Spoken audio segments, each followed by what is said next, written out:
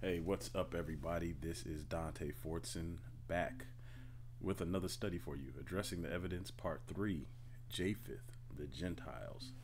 So, this study is going to be real interesting, but first things first. If you have not yet subscribed to my YouTube channel, please do so. Click the subscribe button. Also, click the thumbs up button and make sure you share this. As always, share it on your Facebook page, share it on your YouTube page. That's something I recently learned that we can do. I know I'm probably late to the party on that, but yeah, definitely share it on your YouTube page, share it on your Facebook, Twitter, all your other social media, and make sure you click the bell so that you get notified whenever I upload new content. For those of you that want to support, you can go to patreon.com/Dante Fortson to show your support. I also have PayPal, Cash App, and a bunch of other stuff. So you can click the links in the description, or if you're on the BHITB website or blackhistoryinthebible.com, you can go to the page there for support. There's a support page. It shows you all the ways you can give if you want to give. If you do not want to give or do not have it to give, please just like it and share it. That is just as good. All right, so today's study is brought to you by Undeniable. I've been talking about Undeniable a lot. It's full color evidence of black Israelites in the Bible.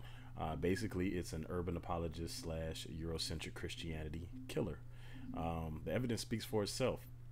So if you're the type of person who is moved more so by evidence than tradition, this book is for you. If you want to shut up somebody from UA or anything else saying that Israelites are not black, this book will do it. It forces them to address the actual hard evidence versus their interpretation of scripture.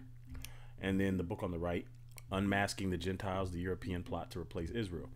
So that's what we're going to get into today, is some of the content from this book, Unmasking the Gentiles. It basically goes into a line of study that many people are not familiar with. And the reason that many people are not familiar with it is because of Eurocentric Christian doctrine. Many of the pastors, including black pastors, go to seminaries. Seminaries were created by Europeans to teach European Christian interpretation of the Bible. They passed that down to the pastors, and then the pastors passed that down to the congregation. This is basically somewhat similar to when slaves would teach the Bible. When the overseers would have to sit in the church, sometimes as the master, sometimes it was not, sometimes it was somebody appointed by the master, but they would have to sit in these slave churches or wherever slaves congregated at to hear the Bible, and they would oversee what was being taught. And as we know, the discovery of the slave Bible shows us that it was a heavily redacted and altered version of the Bible that the slaves were given. They were not given the Bible as we know it now. So when people say that we wouldn't be Christians if it weren't for slavery, that's actually kind of not true. But we'll get into that later. We'll talk about how Christianity spread across Africa and Arabia first before it got to Europe. And today we'll touch on just a little bit of that, but not much. All right, so I did update this verse because I did think it started off weird the way I was starting it before. So here we go.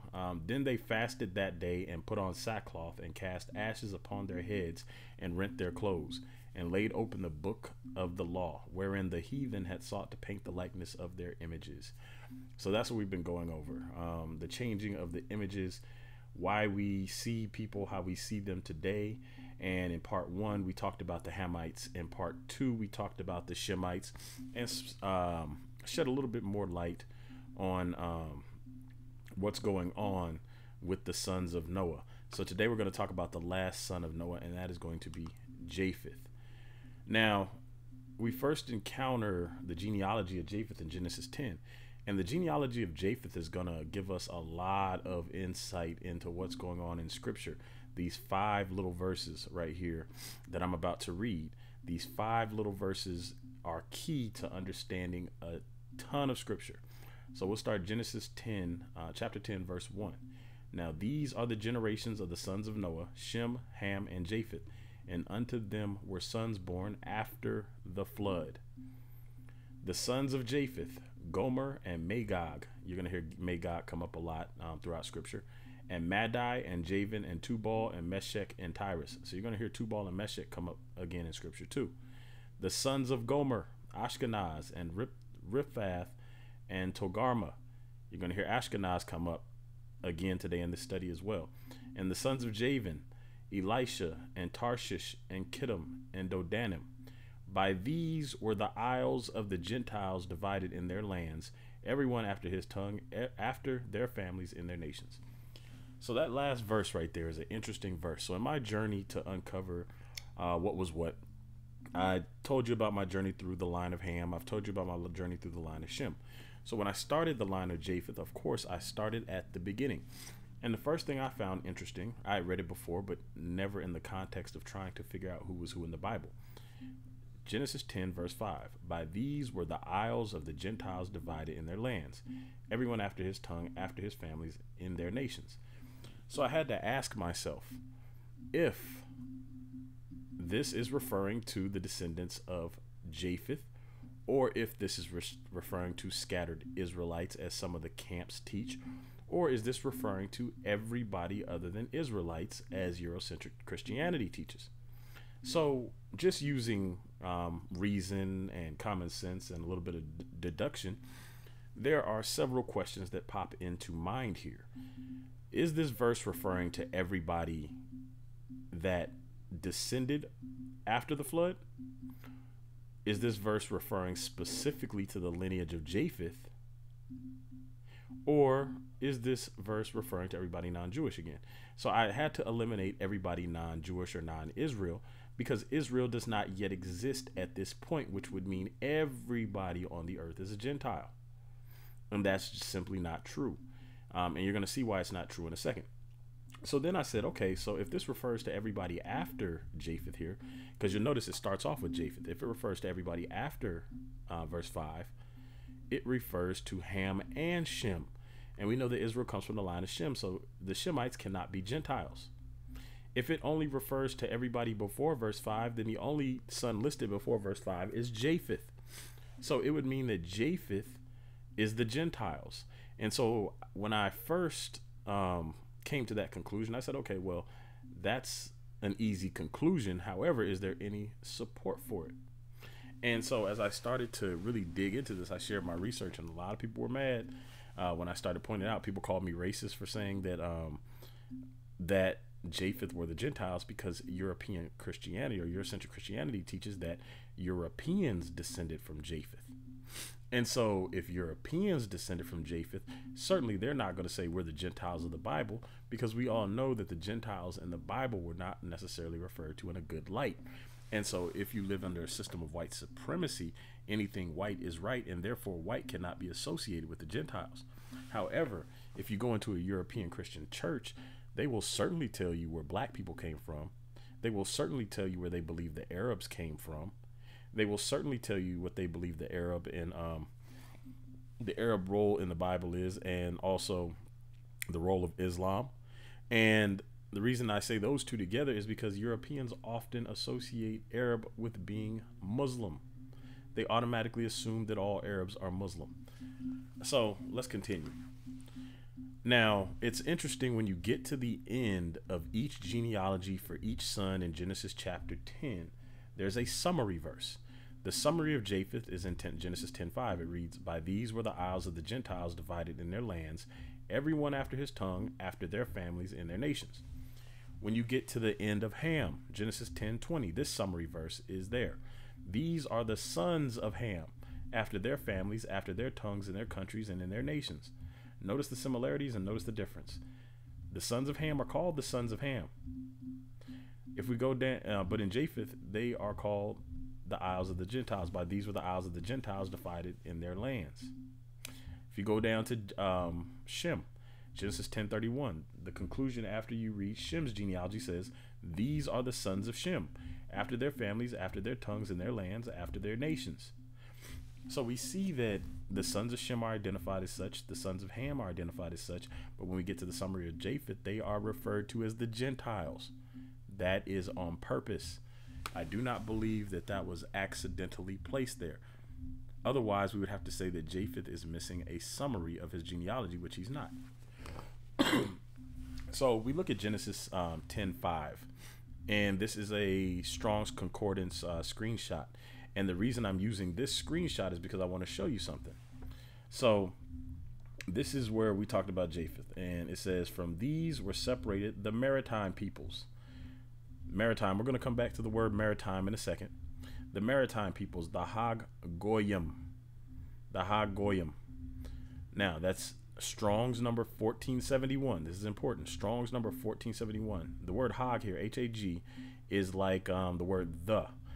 You'll see that in Genesis 6 when it talks about the mighty ones, the Hag Gibborim, the mighty ones. So it's the word the, and then Goyim, Gentiles. We saw that translated as Gentiles in Genesis 10:5 if you're reading a King James version of the Bible. We see here another translation of the word Gentiles as peoples, but it's very specific. So again, Strong's number 1471. We're going to come back to that. So let's plug this in. If Japheth is the Gentiles, and the Eurocentric Christian doctrine teaches that Japheth is Europeans, it would mean the Europeans are the Gentiles. So if you're not following me, leave a message in the comments and tell me you need me to clarify in a future video. If Japheth is believed to be the Europeans by Europeans, this is not Dante, this is not Israelite teaching, this is not camp doctrine. This is Eurocentric Christianity saying that Japheth is the father of the Europeans, and this is the Bible saying that the descendants of Japheth are the Gentiles, so therefore Europeans are Gentiles. So let's plug it in. It says, all right, so we're going to go to Genesis 14:1 through 4. Now this is a battle between the 4 kings versus the 5 kings, and as always I encourage you to read the whole chapter for yourself for context. So Genesis 14:1, and it came to pass in the days of Amraphel king of Shinar, Arioch king of Elasar, Chedorlaomer king of Elam, and Tidal king of nations, that these made war with Bera king of Sodom, and with Bersha king of Gomorrah, Shinab king of Admah, and Shemember king of Zeboim, and the king of Bela, which is Zoar. All these were joined together in the vale of Siddim, which is the salt sea, or the Dead Sea. 12 years they served Chedorlaomer, and in the 13th year they rebelled. All right, so let's get into these 4 verses. So Amraphel, king of Shinar, we talked briefly about Shinar. We know that was part of Nimrod's kingdom previous to this. Arioch, king of Elasar, we haven't talked about that. We're going to skip that. Chedorlaomer, king of Elam, we talked about who the Elamites were and what they look like. And Tidal, king of nations. Now, I thought this was interesting because once I started getting into the Gentiles, I started to look into the Strong's Concordance a little bit more when we would run across these. We're gonna skip Sodom and Gomorrah. We're not gonna get into that right now. The kings of Sodom and Gomorrah, but I want you to go down to Genesis 14:4. 12 years they served Chedorlaomer, and in 13th year they rebelled. Now, why is this important? This is important for shutting down 2 arguments. The camp doctrine that teaches that Gentiles are scattered Israelites. That is simply not true. The other teaching that it destroys is that the Gentiles are everyone except for Israelites, because Tidal, kings of nations, according to Genesis 14:4, served Chedorlaomer for 12 years, and in the 13th year he's part of those. He was part of the alliance that fought the rebellion. They all served Chedorlaomer. And the other kings rebelled, Sodom and Gomorrah and Admah and Zeboim and Zoar. The 5 kings rebelled against the 4. So if all people except for Israelites are Gentiles, why isn't Tidal king of everyone? Why aren't they serving him? That was a huge question for me, right? Now, it may not make sense because it says Tidal king of nations, but I'm going to show you. So Tidal king of nations. Right here, Genesis 14:1, if you can see my mouse. So Tidal, king of who? The Goyim. The Goyim is translated as nations. That's Strong's 1471. So compare it again to Genesis 10:5. Who? The HaGoyim. Strong's 1471. So if Japheth is the HaGoyim and Tidal is king of the HaGoyim, he is king of a tribe that descended from Japheth, or the descendants of Japheth in Genesis 14. So we see them there. And again, Strong's 1471. The Goyim, translated as nations in Genesis 14, translated as people in Genesis 5, but it is the same word there. Goyim, 1471. So I decided to look it up on BibleStudyTools.com because it is not a black-owned site. I decided to look for Tidal. Not on Bible Study Tools. I actually Googled it, and then I clicked Bible Study Tools. But I like to use it because it is not a black-owned site. And for those that say we have an agenda to prove that Israel is black, it is kind of the nail in the coffin, because now they have to say, well, the Europeans have an agenda to prove this. So Tidal, in the LXX or the Septuagint, called Thurgle, styled the King of Nations, Genesis 14, 1 through 9, which is what we were talking about, mentioned as Tutkula on Arioch's brick. Goyim, translated nations, is the country called Gudium, east of Tigris and north of Elam. Okay, so now we have directional indications of where Tidal is believed to have originated. So let's track before we move on. The Bible says that Japheth's descendants are the Gentiles. Eurocentric Christian teaching says that Japheth's descendants are the Europeans. The Strong's Concordance refers to Japheth's descendants as the Goyim. The Strong's Concordance says Tidal is king of the Goyim. So all of this is coming together. Now we have directions. East of Tigris, north of Elam. So where's the Tigris? The Tigris is this river here. So if you know how maps work, you know this is north, this is east, this is south, this is west. So it's going to be east of the Tigris, which is this way, and north of Elam. Elam is here, so this way. And what do we find? Indo-European peoples. Indo-European peoples. So we have a direct connection from Tidal to Europe. He was the king of the European nations when we see this fight in Genesis 14. So there is one piece of evidence that not only is Japheth the father of the Europeans, that the Europeans and the Gentiles are one and the same. So that's just the first piece of evidence. Let's keep looking. So I have this little guy here. We plug in the theory to see if it works. And again, I've always been open and said that if I find information that does not fit my current belief and that information pans out, I'm willing to change my current belief to fit that, which is one reason why you will never see me sign any kind of charter or associate with any kind of denomination or say I'm part of any group, because my doctrine, I'm willing to change my doctrine, and I can't do that if I'm part of a group that says, hey, we adhere to these doctrines right here. My doctrine is based on truth and not trying to twist the scriptures to fit some preconceived notion. I'll twist my belief to fit the scripture and move from there, because if we're gonna say we believe the book, then we need to believe the book. We need to believe the book as is, or what the evidence points to, and not what we would like it to say or what we would like it to point to.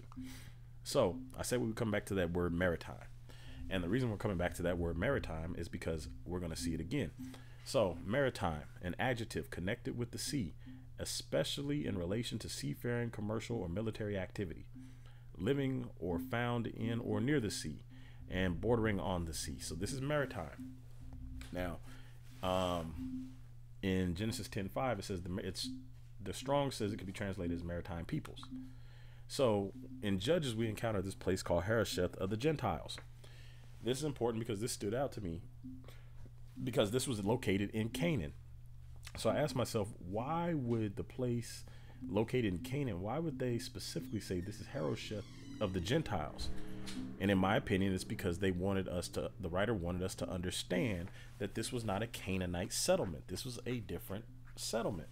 So you find that in Judges 4:2, Judges 4:13, and Judges 4:16, Harosheth of the Gentiles. So of course I had to do some digging into that. And what did I find? This is a Wikipedia entry, and you can find that in the description. Now, the reason, again, I'm going to use Wikipedia is because most of these are not written by black people, but they also provide you with a lot of clues on where to go to next. I know people say, well, anybody can put up a page on Wikipedia. Well, have you tried it yourself? Have you tried to go through and put up a page on Wikipedia? Have you tried to get through their approval process and see how long it would last if you tried to make edits to any page? don't just take people's word for it. It's not as simple as people make it out to be, to just go throw up a page on Wikipedia, get it approved.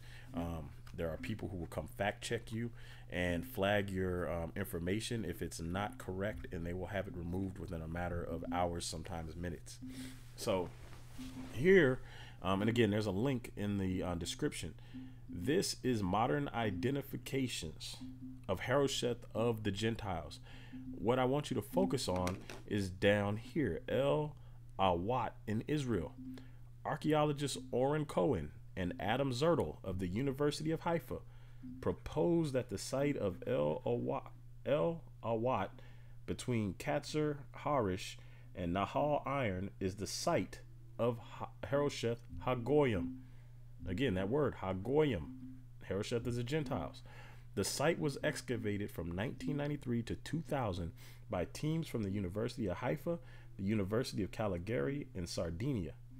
The dig was headed by Professor Zertel, and the dig revealed a fortified place dating to the late Bronze Age and early Iron Age. The style of fortification walls, passageways in the walls, and rounded huts is very different from Canaanite cities of the era, leading Zertel to propose that the site may have been occupied by the Shardana, one of the sea peoples who invaded the Levant in the Bronze Age. Zertel based his 2010 Hebrew language, Sisera's Secret, a journey following the sea peoples and the Song of Deborah, on this theory. So where I want you to zero in on is this was very different from Canaanite cities. So my theory was correct, that there was something the writers wanted us to know about Harosheth of the Gentiles, that it was different from the Canaanite places there. This was the Gentiles' place. Now, notice it is linked to the sea peoples. And again, we're going to tie all this in. Let me go back real quick to here. Genesis 10:5. From these were separated the maritime peoples, or in your King James version, it says the Isles of the Gentiles right here. This is translated Isles of the Gentiles, of the Hagoyim. So the maritime people. So we see that Harosheth of the Gentiles is associated with maritime people, which would tie it back to Japheth, Harosheth of the Gentiles. So it ties it back to Japheth in language and the way it's used. So the sea peoples, I decided to dig into Wikipedia for the sea peoples because Wikipedia has so much information. Now, listen to this. The sea peoples are a purported seafaring confederation that attacked ancient Egypt and other regions on the East Mediterranean prior to and during the late Bronze Age collapse. Following the creation of the concept in the 19th century, it became one of the most famous chapters of Egyptian history, given its connection with the words in Wilhelm Max Muller. We'll go down here. Let me see here. Let's go all the way down to the bottom right here. It says the sea peoples remain unidentified in the eyes of most modern scholars, and hypotheses regarding the origin of various groups are the source of much speculation. Existing theories variously propose equating them with several Aegean tribes, raiders from Central Europe, scattered soldiers who turned to piracy, who had become refugees, and links with the natural disasters such as earthquakes or climatic shifts. All right, so yeah, there's a lot of reading right there. All right, so the sea people, they are from the Aegean tribes. If we come back up here, which I skipped, their origins undocumented. The various sea peoples have been proposed to have originated from places that includes Western Asia Minor, the Aegean, the Mediterranean islands, and Southern Europe. So again, we see the link here. Down here, it says with several Aegean tribes, equating them with several Aegean tribes, raiders from Central Europe. So we have Harosheth of the Gentiles, which was discovered. The Gentiles we know are from the Japheth. We see that the settlement of Harosheth is linked to the sea people, and we see that the sea people are seafaring Europeans. All of this ties in together. So where is the Aegean? The Aegean Sea is here. These are the Mediterranean islands. This over here is Asia Minor. So again, we see all the connections to Europe. So Southern Europe, Central Europe, North, East, South, and West. This is Europe right here. So Central Europe would be this area. Southern Europe would be further down this area, Asia Minor, the Aegean Sea, the islands, the Mediterranean islands. These are Europeans being referred to. They had a settlement over here in modern day Israel, which is ancient Canaan. They had a settlement somewhere in this way. So it makes sense when you see that the Aegean and the Mediterranean islands are here and that they had a settlement here. It makes sense when we read Genesis 10:5 and it says Japheth's people were seafaring people, or the HaGoyim. They were over in this direction, and we're going to see them all up in here and all that. But all of this starts to make sense once you understand the context and who is being referred to as the Gentiles. So we're going to plug it in somewhere else and see if it fits, because there's a consistency in truth. You don't have to bend the truth. You don't have to stretch the truth. You don't have to try to make it fit your doctrine. It just fits if you accept the truth. And so if the theory that Japheth is the originator of the Europeans, and Japheth is also the Gentiles, there should also be connections that we can keep making over and over and over again consistently to tie Japheth to the Gentiles and to tie Japheth to Europe, which means the Europeans are the Gentiles and not everybody else except for Israel. So Mark chapter 10, verses 32 through 34, we see it happen again. And they were in the way going up to Jerusalem, and Jesus went before them, and they were amazed. And as they followed, they were afraid, and he took again the 12 and began to tell them what things should happen unto him, saying, Behold, we go up to Jerusalem, and the Son of Man shall be delivered unto the chief priests and unto the scribes, and they shall condemn him to death, and shall deliver him to the Gentiles. And they shall mock him, and shall scourge him, and shall spit upon him, and shall kill him, and the third day he shall rise again. So they're going to Jerusalem, and he's going to be delivered unto the chief priest and the scribes. And we know that happened when Judas came in the Garden of Gethsemane and betrayed him, and he was turned over. But what did they do? They condemned him to death and turned him over to the Romans. Why did they turn him over to the Romans? Because it was during Passover, and that by law, by Jewish law, they could not put anybody to death during Passover. Excuse me. They couldn't put anybody to death during Passover. So what did they do? They turned him over to the Romans. Who are the Romans? The Romans are Europeans. So right there in verse 33, where he says, they shall condemn him to death and shall deliver him to the Gentiles. They delivered him to the Romans. The Romans are Europeans that descend from Japheth. So once again, we have this solid connection. It says, and they shall mock him and shall scourge him. Who beat Christ? Pilate had him beat. Pilate was a Roman, and the Roman soldiers beat him. It says they shall spit upon him. We know that happened. They shall kill him. Who crucified him? It was the Romans. Now, whether you agreed he died on a tree, a cross, or however you want to believe he died, it was the Romans that the Bible says killed him. The Israelites did not kill him. They turned him over to the who? The Gentiles, the descendants of Japheth.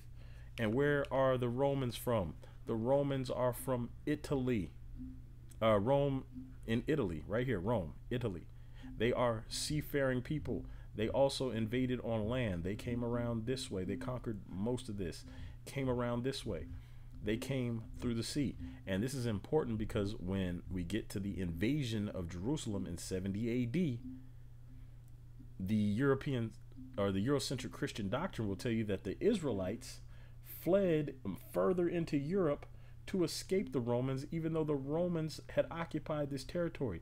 It doesn't make sense that they would flee into Rome or further into Roman occupied territory to escape.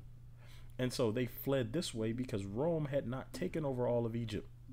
Rome had pushed up to a certain point, and so it makes sense for them to flee into Africa and further down into Arabia. But we'll get there in part 4. When I'm going to talk about the enslavement of Israel in 70 AD and which way they fled and the Limba migrations and how this all ties in. All of this stuff ties in historically. So we see Rome here, one of the seafaring peoples. What do we see in Genesis 5? The maritime peoples, the Gentiles, the lineage of Japheth right here. All of this ties back together. So let's plug it in somewhere else. Paul. So before I dig into that map, one of the things that comes up is that Paul is the apostle to the Gentiles. Paul makes this clear. Paul says this flat out, apostle to the Gentiles. If you have any Bible program, you can pull that up. He says it a couple times. He is an apostle to the Gentiles. So my theory that Gentiles are Europeans is true. And if my theory that the Gentiles are not everybody except the Europeans is true, then we should be able to have some proof from Paul, since Paul is the apostle to the Gentiles. So let's look at Paul's journeys. As you can see right here, I didn't make this map. This is a map that is an offshoot of the European map that always appears in the back of most Bibles. If you have a study Bible, you likely have a map of Paul's journeys. You can pull that map out and use it too and see this consistent. Now, it has Paul's first and second missions on here. And over here, you will see a brief stop in Jerusalem. So if you read through the book of Acts, I believe it is, Paul stops there before he begins his before he begins a leg of his journey, because he needs some advice. He goes to consult. So he doesn't preach in these areas, though. So what you'll see is that Paul, who is the apostle of the Gentiles, starts to travel. Where? Not this is Israel. This is Africa. Down this way is Arabia. He doesn't go to Africa and Arabia. He goes towards where? The Gentiles, Europe. And how does he get there? Traveling by sea vessel most of the time. You can read about Paul's sea crash and all the other stuff that was going on, but they traveled by sea vessels. They were maritime people. So this is how Paul traveled. And as you can see, he ended all up in the Mediterranean islands and all in these European territories. Why could Paul travel so freely like that? Because Paul was a free-born Roman citizen. And I talked about before that Paul was mistaken for an Egyptian. The captain did not believe Paul was a Roman citizen, nor did he believe Paul could speak Greek. I believe that's Acts chapter 15. He was confused because Paul's appearance did not match. He said, "Aren't you an Egyptian?" And Paul said, "No, I'm a freeborn Roman citizen." And he wanted to speak in Greek. He said, "Can you speak Greek?" He didn't know that Paul could speak Greek based on his appearance. So Paul did not look like a European. But Paul traveled all into Europe because he was the apostle of the Gentiles. So again, we see consistency in truth. If the Gentiles were everybody except the Israelites, Paul could have traveled all down into Arabia. He could have traveled all over Africa, but he didn't. He went toward the Gentiles, Japheth. So when Paul, in Acts chapter 14, we see this. Paul, and again, this is going to be proof of what I'm saying about these people being Europeans and not scattered Israelites. In Acts 14:8 says, "And there sat a certain man at Lystra, impotent in his feet, being a cripple from his mother's womb, who never had walked.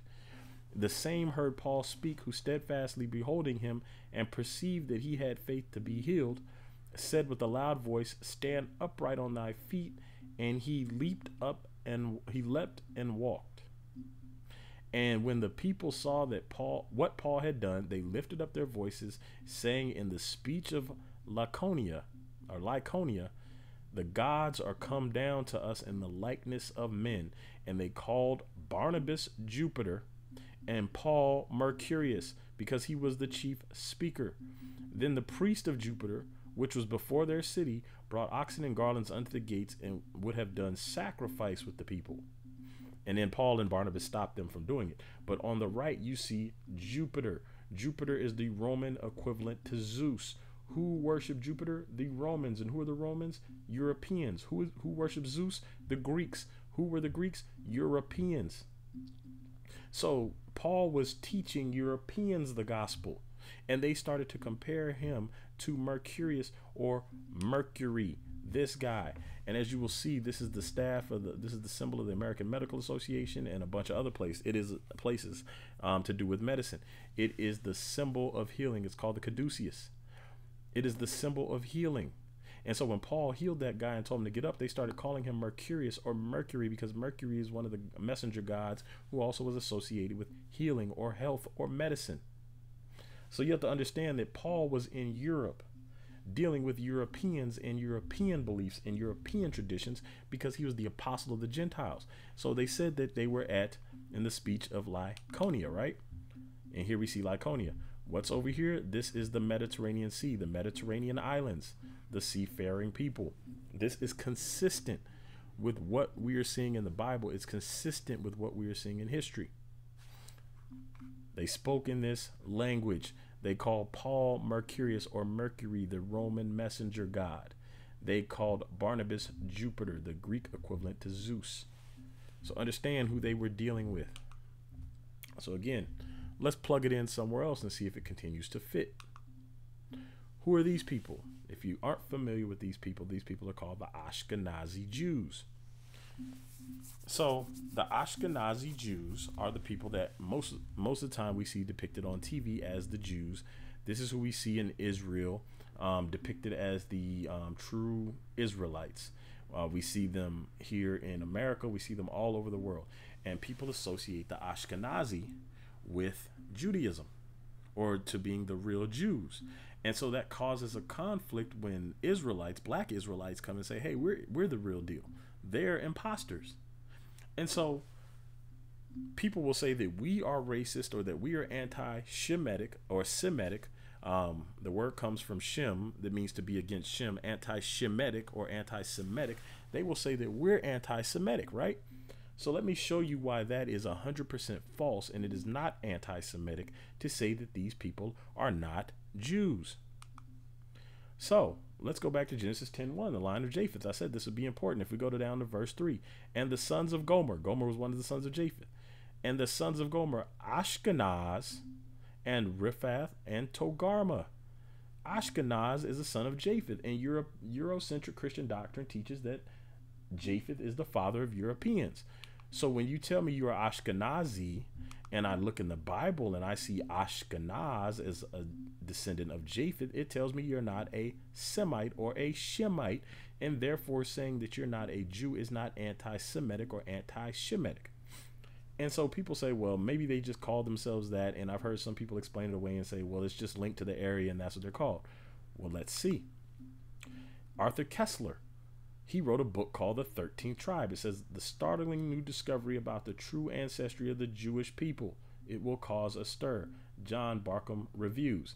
So he wrote this book called The 13th Tribe. It is about the Ashkenazi, and it is about their descent from the Khazars, however you want to pronounce it, Khazaria. This is what Arthur Koestler looks like. He is not black. He is not an Israelite, but he holds the position. He is a Jew who holds the position that they are not the real deal, that they are not Jewish. So here's the problem. Since Koestler is a Jew in the Europeanized sense, they can't call him anti-Semitic or anti-Shemitic, because he is one of them, and he's saying this is our history and we are not the real people of the Bible. This book is a problem. So if you have not read this book, The 13th Tribe, you should read it. He says that they are from here, the highlighted yellow area, Khazaria. And again, if you know your maps, this is Italy. This is Turkey, the current modern day Turkey. This is Europe. He is from Khazaria, or they are from Khazaria. They are not from the line of Shem. They are not Israelites. Furthermore, we see over here in the Los Angeles Times, and there's a link to this in the description. This is from 2014. The Los Angeles Times is not a black-owned publication. So if you want to say there's an agenda, you have to go after these people and not us for saying that these people are not Israelites. This is a picture of Albert Einstein up here, but I'll read the caption. Albert Einstein and all other Ashkenazi Jews can trace their roots to a group of about 330 people who lived during the Middle Ages, new study finds. That's from Associated Press. So if you come down here and read the article, the Science and Medicine editor for the Los Angeles Times, all of the Ashkenazi Jews alive today can trace their roots to a group of about 330 people who lived 600 to 800 years ago. Arthur Koestler's book says that they are European converts that converted around 800 or in the 8th century. He says that they converted to Judaism in the 8th century so that they could do business, but you'll read that for yourself. So says a new study in the Journal of Nature Communications. An international team of scientists sequenced the complete genomes of 128 healthy Ashkenazi Jews and compared each of those sequences with the others, as well as with the DNA of 26 Flemish people from Belgium, Europeans. Their analysis allowed them to trace the genetic roots of this population to a founding group in the Middle Ages. Ashkenaz in Hebrew refers to Germany. And Ashkenazi Jews are those who originated in Eastern Europe. So again, we have this reference to them being Europeans. And this is important. This is important to understand because the Israelites came from the line of Shem, and Eurocentric Christianity teaches that Europeans come from the line of Japheth. So if these Ashkenazi are Japheth and not Shem, then they are not the real deal. It says Sephardic Jews, by contrast, are from the areas around the Mediterranean Sea, including Portugal, Spain, Middle East, and Northern Africa. If you start to study those areas, you'll realize those areas were under Moorish control. For a long time, the Moors occupied those areas. I'm not going to get into the Moors right now, but if you have not researched anything on the Moors, you should dig into it. About 80% of modern Jews have Ashkenazi ancestry, according to the Hebrew University of Jerusalem. So, this is not a black agenda. This is not a Dante Fortson agenda. This is from the Hebrew University of Jerusalem. Albert Einstein was named an Ashkenazi Jew, as were Gertrude Stein and Carl Sagan.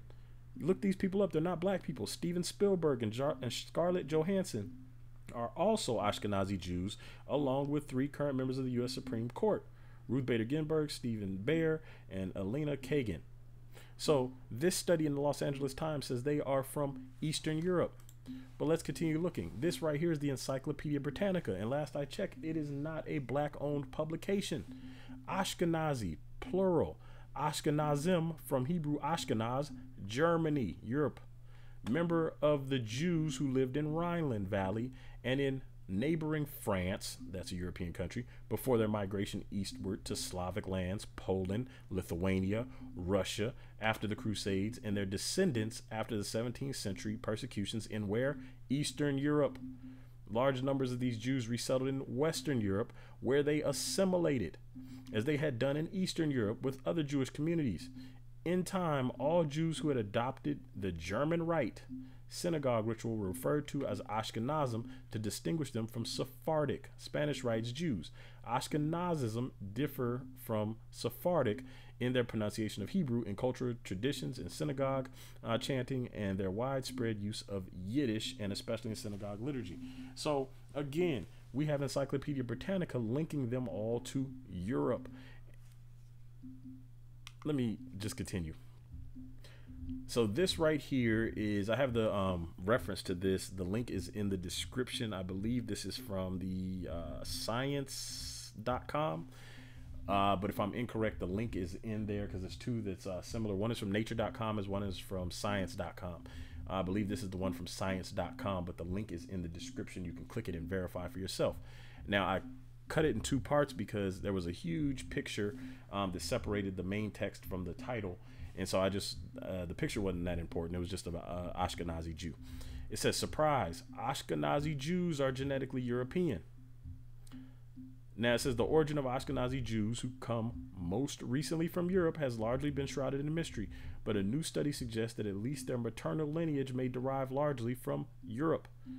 Though the finding may seem intuitive, it contradicts the notion that European Jews mostly descended from people who left Israel and the Middle East around 2,000 years ago. Instead, a substantial proportion of the population originates from local Europeans who converted to Judaism, said study co-author Martin Richards, an archaeologist at the University of Huddersfield in England.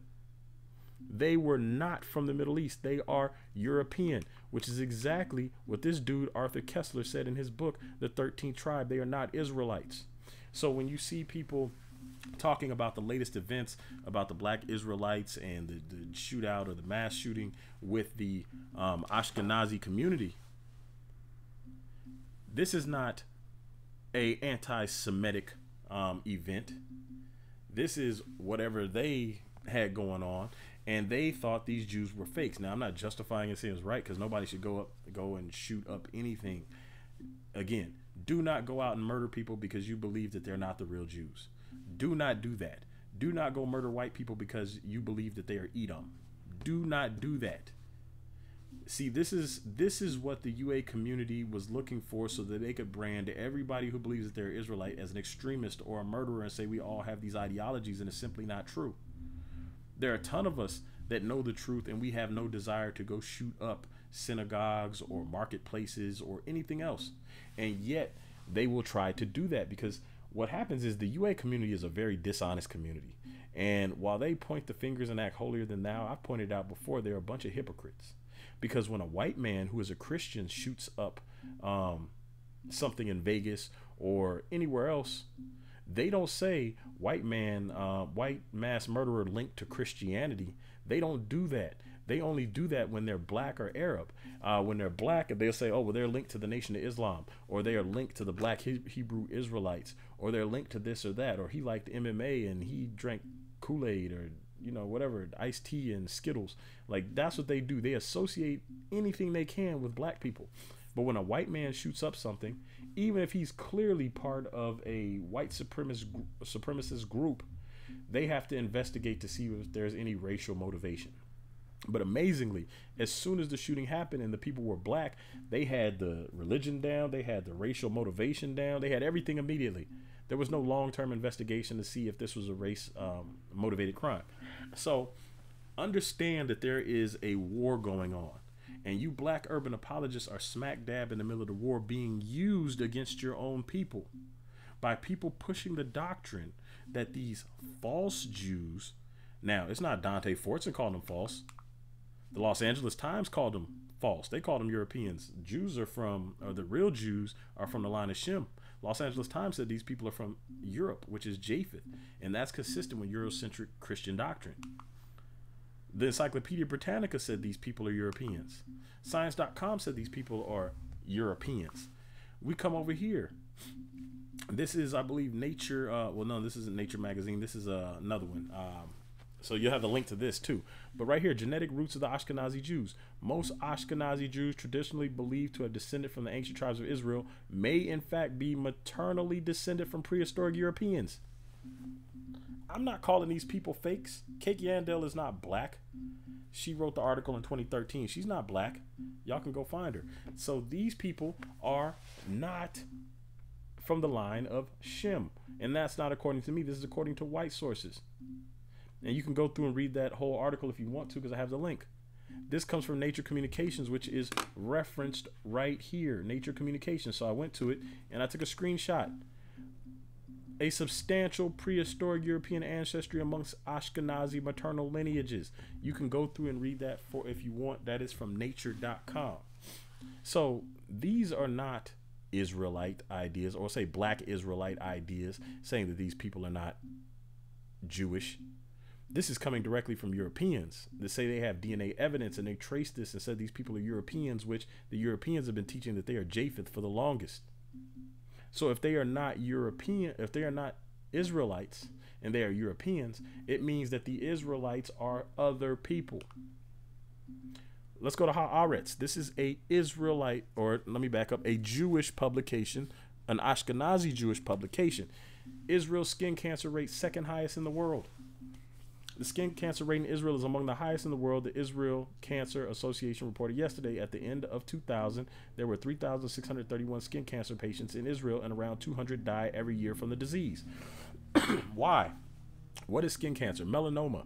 It kills you from being out in the sun. It develops from being out in the sun too long.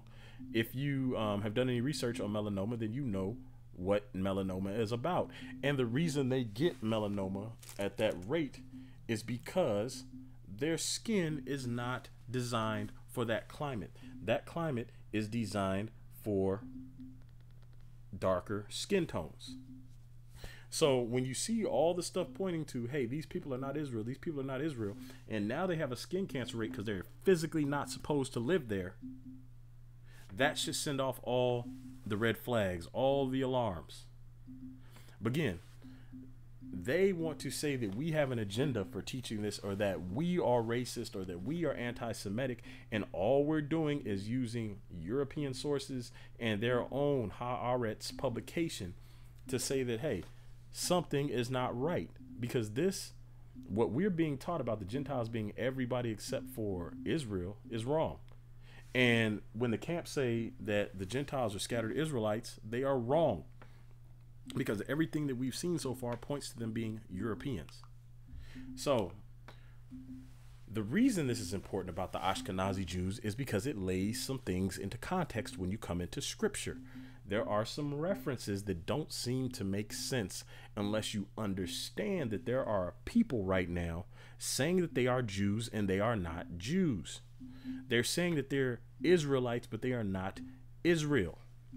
So let's start at Genesis 9:27. What does Noah say when he's talking about the destinies of his children? He says, God shall enlarge Japheth, and he shall dwell in the tents of Shem, and Canaan shall be his servant. Well, we've already seen Harosheth and the Gentiles was located in Canaanite territory, and because that presence was there, they may have actually had some kind of control over the Canaanites. But God shall enlarge Japheth, and he shall dwell in the tents of Shem. Who's living in Israel right now? I was going to get into the Balfour Agreement or the Balfour Accord or whatever you want to call it. You can look it up yourself, Balfour. I might bring it up later on. But they made a deal for the land of Israel so they could live in the tents of Shem, Japheth, the Europeans, the Ashkenazi, Lord Rothschild. So when you look that up, you'll see it. Pastor Omar talks about it a little bit in one of his sermons. So if you've heard Pastor Omar's sermon on it, he covers it very well. Isaiah 44:5, this is interesting as well. This is in the Bible. One shall say, I am the Lord's, and another shall call himself by the name of Jacob, and another shall subscribe with his hand unto the Lord, and surname himself by the name of Israel, or last name himself. What are Jewish last names? All the Steens, all the Bergs. There's lots of names that we know what they are. They are calling themselves. It says, another shall call himself by the name of Jacob, and shall subscribe unto his hand with the Lord, and surname himself by the name of Israel. These people are not Israel. They are calling themselves Israelites. They are living in the tents or the home of Shem. Revelation 2:9, I know thy works and tribulation and poverty, but thou art rich, and I know the blasphemy of them which say they are Jews and are not, but are the synagogue of Satan. So let's ask this. He says, I know thy poverty. Who is the poorest people among the poorest people on the planet right now in general? Negroes. The wealth gap between us and everybody else is crazy ridiculous. And yet that is not the stereotype that comes with the Ashkenazi or the European Jews. The stereotype is that they are very greedy and miserly and they hoard money. This is a stereotype. Now, I know some Ashkenazi Jews personally, and they are not rich. They don't hoard money. Not all of them are like that. That is a stereotype. Just like we have stereotypes for black people, there are stereotypes for them as well. But the stereotype is that they have money and that they're not impoverished. And yet here in Revelation, he says, I know thy tribulation and thy poverty. So, and he calls it blasphemy to say that they are Jews and they are not. Blasphemy. Let's go down to Revelation 3:9. Behold, I will make them of the synagogue of Satan, which say they are Jews and are not, but do lie. Behold, I will make them to come worship before thy feet, and to know that I have loved thee. So that means the people who are lying will then turn and worship a whole different set of people that God is going to reveal that he really loved them. So there's something being set up bigger than just whether or not these people are Jews. There's something bigger going on. These people have, appropriated our entire culture. But we talk about cultural appropriation a lot within the black community because everything we do gets culturally appropriated. We come up with something hip hop and they take over the whole industry and try to mold hip hop into what they want until we see Miley Cyrus, the daughter of a country music singer, twerking. Like we see this on TV and we see them trying to dress like what they believe we dress like and act like what they believe we act like and basically appropriate our entire culture. And this is the same thing that happened with these fake Jews, according to the Bible. They named themselves that. They lived in the tents of Shem and they called themselves Jews. So let's plug it in again somewhere else, because as we can see, the dots keep connecting back to Europe. Now, this is an interesting verse because this is going to lead into part 4 when we talk about the enslavement of Israel. And I know the urban apologists have been waiting for me to get to Deuteronomy 28, and your wait is probably nowhere near over, because I might not use Deuteronomy 28 at all when I talk about the enslavement of Israel, because there's so many other verses and chapters that I can use that have nothing to do with Deuteronomy 28, and yet they still capture the same conclusions that Deuteronomy 28 comes to. And the reason that I've been avoiding using Deuteronomy 28 is because the urban apologists and some of the other groups, they like to try to say that we are taking Deuteronomy 28 out of context. Okay, fine. I can use something else, because I've been at this apologetics thing for a long time, and I understand the Bible, and I understand how to maneuver around their attacks. So let's look at Zechariah 1:21. This is the vision of the 4 carpenters. Then said I, what come these to do? And he spake, saying, these are the horns which have scattered who? Judah, so that no man did lift up his head. But these are come to fray them, they're talking about the carpenters, to cast out the horns of the Gentiles, the Europeans, which lifted up their horn over the land of Judah to scatter it. So we're going to talk about the Balfour Agreement in the next one. I am going to put that in there just because it is relevant. The horns of the Gentiles, the Europeans, which lifted up their horn over Judah, the horn over the land of Judah to scatter it. Is there any point in history where Europeans came and scattered Judah? Simple question. Is there any point in history where the Gentiles or the descendants of Japheth or the Europeans came to scatter Judah? And again, as we looked at in Shem, these are the Judeans. Judah looked like this. Is there any point in history where Europeans scattered people that look like Negroes, that look like this?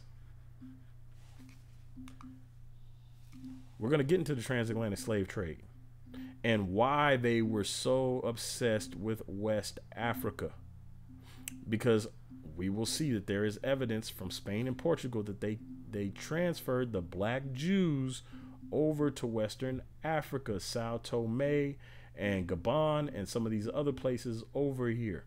We're going to look at multiple maps, not just the Emmanuel Bowen map that most people are familiar with, where it says Judah, but we're going to look at the map from multiple European nations that have Judah marked off as the slave coast, because Spain and Portugal started transporting people there.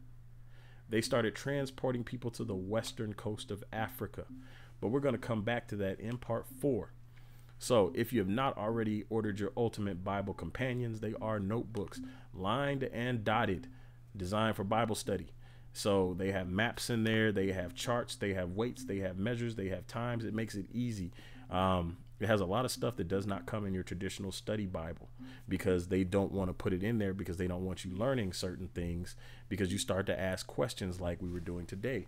When something doesn't add up, you chase it down. It's available on Amazon and Barnes and Noble.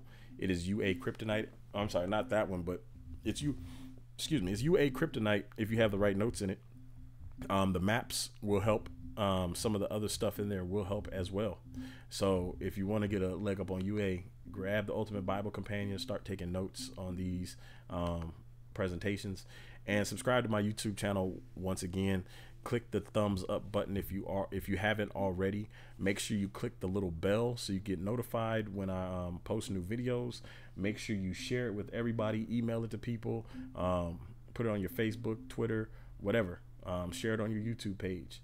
So if you have any questions or anything you would like me to clarify, so when I do part 4, I can come back and kind of answer some of you guys' questions, send me a message, leave a comment. For those of you leaving comments, if I have not posted your comment, because all comments go through approval first, if I have not posted your comment, it was probably because it was either a crazy comment or I have read it and it deserves a longer answer than the answer that I was going to type.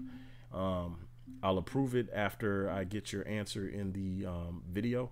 So those of you who've been waiting, some of your stuff will get approved now. Some of it's already been approved. Send me a comment on my website, or you can contact me through Facebook Messenger, or for those of you who know how to email me, you can do that as well. And if you are a Patreon patron, send me a direct message on Patreon. You get priority if you are a patron. Doesn't matter if you're a $1 patron or a $10 patron, you get priority. So with that said, hope you guys enjoyed this study. If you have questions, get in touch with me. But until next time, I'm out.